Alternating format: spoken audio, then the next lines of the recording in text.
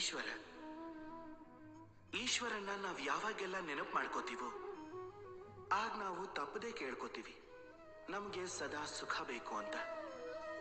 ಈ ಸಂಕಟಗಳಿಂದ, ಈ ಕಷ್ಟಗಳಿಂದ ನಾವು ಸದಾ ದೂರ ಇರಬೇಕು ಅಂತ. ಆದ್ರೆ ಇದು ತುಂಬಾ ದೊಡ್ಡ ತಪ್ಪು. ಈಗ ನಾನು ಏನ್ ಮಾತಾಡ್ತಿದ್ದೀನಿ ಅಂತ ನೀವು ಯೋಚಿಸ್ತಿರ್ತೀರ. ಅಲ್ಲ, ಈಶ್ವರನ ಹತ್ರ ಸಂಕಟಗಳಿಂದ ದೂರ ಇರೋ ವರ ಕೇಳೋದು ಇದು ತಪ್ಪು ಹೇಗಾಗತ್ತೆ? ಯಾಕೆ ಅಂದ್ರೆ ಈ ಸಂಕಟ, ಈ ಕಷ್ಟಗಳು, ಇದರಿಂದ ನಾವು ದೂರ ಓಡ್ತೀವಿ. ಆದ್ರೆ ಈ ಸಂಕಟ ಕೆಲವೇ ಕ್ಷಣಗಳ ಕಾಲ ಬರುತ್ತೆ.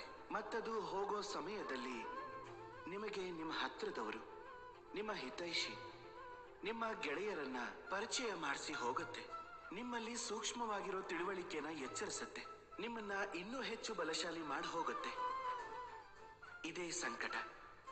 ಇದರಿಂದ ನಾವು ದೂರ ಓಡ್ತಿರ್ತೀವಿ.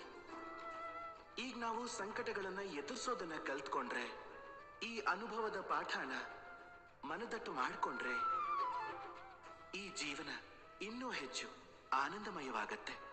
ಇನ್ಮುಂದೆ ಯಾವಾಗ್ಲೇ ಈಶ್ವರನ ಸ್ಮರಣೆ ಮಾಡಿದ್ರೆ ಸಂಕಟಗಳಿಂದ ದೂರ ಓಡೋದಲ್ಲ, ಸಂಕಟಗಳನ್ನ ಎದುರಿಸಿ ನಿಲ್ಲುವಂತಹ ಶಕ್ತಿನ ಕೇಳ್ಕೊಳ್ಳಿ, ಕನಸನ್ನ ಕಾಣಿ, ಮತ್ತೆ ನಿರ್ಭಯವಾಗಿ ಅದರ ಕಡೆ ಹೋಗಿ.